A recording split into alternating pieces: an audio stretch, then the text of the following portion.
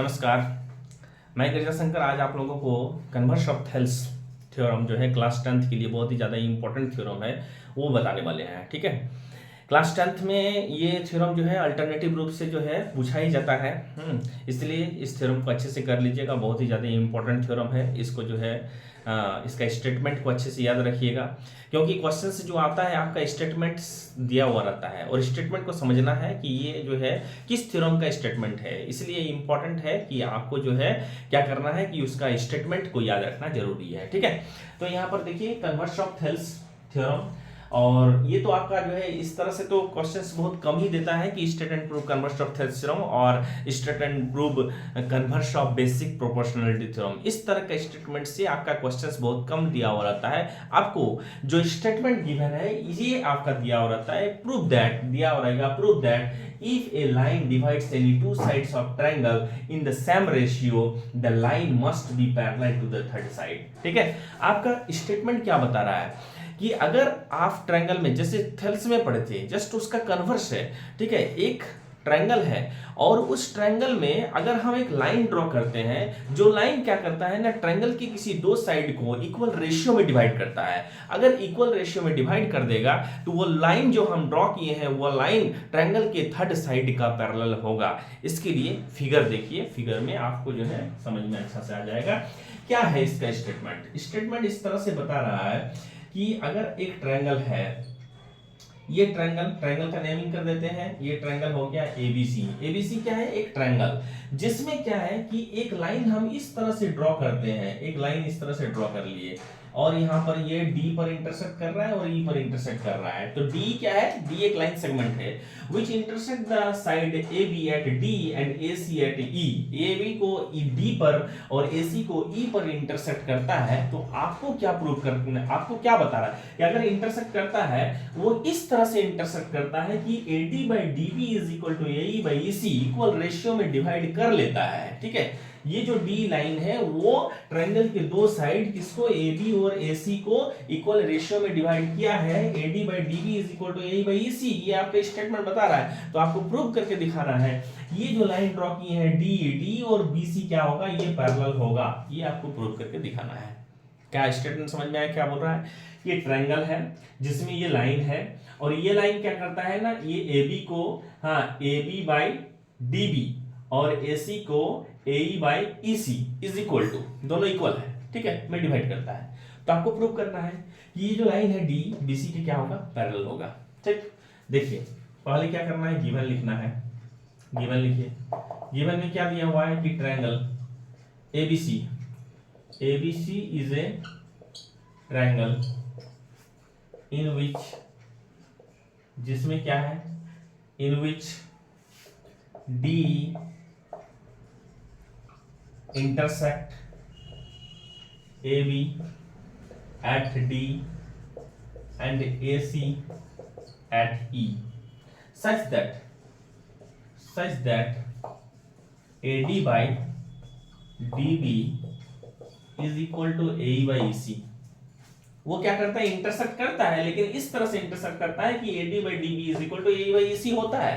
ठीक है, आपको प्रूव क्या करना है, टू प्रूव, क्या प्रूव करना है, प्रूव करना है। तो ये जो लाइन है D is parallel to BC, D और BC क्या होगा, पैरेलल होगा। ये प्रूव करके दिखाना है। ये क्या करना है, प्रूव करना है कि D और BC क्या है, पैरेलल है। दैट मींस क्या है कि अभी जो है ये प्रूव करना है, यानी अभी नहीं है, अभी तो आपका नहीं है। ठीक है, तो D और BC अभी आपका पैरेलल नहीं है। इसका मतलब कोई एक ऐसा लाइन होगा जो BC के पैरेलल में है। कहां से, थ्रू D से अगर हम एक लाइन ड्रॉ करते हैं जो कि BC के पैरेलल में है, सपोज कीजिए कि यहां से एक लाइन हम ये ले लिए, इसको हम DF ड्रॉ किए और DF क्या है ना, DF is parallel to BC हम ड्रॉ किए, वो पैरेलल है। क्योंकि ये मेरा DE जो है वो अभी पैरेलल नहीं है। क्यों नहीं है पैरेलल, क्योंकि DE और BC को तो हमको पैरेलल प्रूव करना है। जब DE और BC को पैरेलल प्रूव करेंगे तो इसको तो हम लिख नहीं सकते हैं कि ये मेरा अभी पैरेलल है। ठीक है, तो इसका मतलब कोई दूसरा लाइन होगा, एक लाइन DF ड्रॉ कर दिए कि ये लाइन जो है DF जो है BC के मेरा पैरेलल है। इसको हम क्या करेंगे, कंस्ट्रक्शन करेंगे। कंस्ट्रक्शन में क्या कर दिए हैं कि DF is parallel to BC। ये DF और BC क्या है, ना पैरेलल है। कंस्ट्रक्शन में यहाँ पर ड्रॉ लिख सकते हैं कि draw DF is parallel to BC. DF और बीसी को क्या कर दिए, पैरेलल कर दिए। ठीक है, अब देखिए इसका प्रूफ, ध्यान दीजिए प्रूफ में क्या करना है। अगर किसी ट्रायंगल में एक साइड के पैरेलल में अगर हम एक लाइन को ड्रॉ करते हैं, इसका मतलब वहां पर मेरा थेल्स थ्योरम अप्लाई होता है। ठीक है, हाँ, तो यहाँ पर ए बी सी एक ट्रायंगल है जिसमें मेरा बी सी और ये डी एफ क्या है, पैरेलल है। तो यहाँ पर लिखेंगे इन ट्रायंगल एबीसी में क्या है ना, B C is parallel to D F. कहां से, यहाँ से बाई कंस्ट्रक्शन से B C is parallel to D F. So applying Thales theorem, यहाँ पर तो थेल्स अप्लाई हो जाएगा। ठीक है, so applying Thales theorem, applying Thales theorem. अगर हम इसमें थेल्स थ्योरम अप्लाई करते हैं तो थेल्स क्या करता है कि AD by DB is equal to AF by FC, ये बताता है। थेल्स बताता है कि AD by DB is equal to क्या हो जाएगा ना, AF by FC, AF by FC। ये हो गया, इसको हम इक्वेशन नंबर 1 लेंगे, जो कि थेल्स का स्टेटमेंट यही बताता है कि अगर मेरा एक साइड के पैरेलल में, अगर हम एक ट्रायंगल की किसी एक साइड्स के पैरेलल में अगर हम एक लाइन को ड्रॉ करते हैं तो वो लाइन क्या करता है ना, अदर टू साइड्स को इक्वल रेशियो में डिवाइड करता है। तो वही चीज हम लिख दिए हैं। ठीक है, तो यहाँ से AD by DB is equal to AF by FC लिखिए इसको equation number 1। And it is given, वो मेरा क्या दिया हुआ है कि AD by DB is equal to A by EC, ये आपका दिया हुआ है, उसको लिखना होगा। क्या दिया है, and it is given that, क्या दिया है, ये दिया है कि AD by DB is equal to AE by EC, equation number 2 from equation 1 and 2। Equation 1 में देखिए, इक्वेशन 1 में AD by DB is equal to AF by FC है और इसमें AD by DB is equal to AE by EC है। ठीक है, हाँ, तो इसमें देखिए क्या करना है, इसमें आपका AD by DB और यहाँ पर भी AD by DB left sides में क्या है, दोनों का इक्वल है। तो लेफ्ट साइड से अगर इक्वल है तो राइट क्या हो जाएगा, इक्वल हो जाएगा। तो फ्रॉम इक्वेशन 1 एंड 2 से हम चलेंगे। फ्रॉम इक्वेशन 1 एंड 2 अगर हम 1 और 2 से देखते हैं तो राइट साइड इक्वल है। राइट साइड में AE by EC, यहाँ पर इक्वेशन नंबर 2 में AE by EC और इसमें क्या है ना, AF by FC। ठीक है, हाँ, AF by FC और इधर क्या हो गया ना, AE by EC। ठीक, अब देखिए इसको आगे थोड़ा सा मिटाते हैं। ठीक, देखिए जैसे ही मेरा फ्रॉम इक्वेशन 1 एंड 2 से ये आ गया AE by EC is equal to AF by FC आ गया, इसमें क्या करना है, एडिंग 1 ऑन बोथ साइड, दोनों ओर क्या करना होगा, 1 को ऐड करना है। ठीक है, एडिंग 1 कीजिए, दोनों ओर ऐड कीजिए, एडिंग 1 ऑन बोथ साइड, दोनों ओर 1 को ऐड कर दीजिए। AE by EC plus 1, AF by FC plus 1। यहाँ पर क्या होता है, एलसीएम अगर लेते हैं तो ये होता है क्या, EC, यहाँ पर क्या हो जाएगा AE और ये प्लस में क्या होगा EC और यहाँ पर क्या होगा FC लिखेंगे तो ये आपका क्या हो जाएगा ना, AF और प्लस में क्या होगा FC। अब ध्यान दीजिए AE प्लस EC फिगर पर देखिए, A से E AE और प्लस में E से C, दैट मीन्स क्या, AC की बात कर रहा है, पूरा AC by EC is equal to AF plus FC, A से F प्लस F से C, दैट मीन्स फिर से ये AC हो रहा है, ये भी क्या हो रहा है AC by FC।